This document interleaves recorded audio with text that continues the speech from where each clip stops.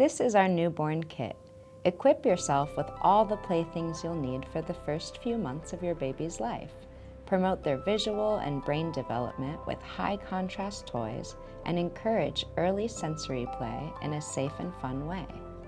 Our spinning mobile attaches to your play gym and can also be hung above your baby's crib.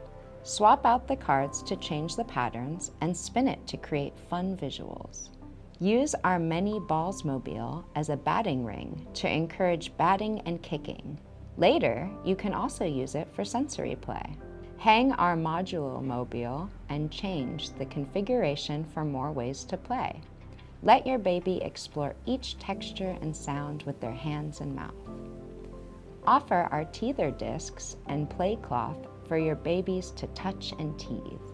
The bumps and textures will help soothe their gums. Practice grasping with our rattle.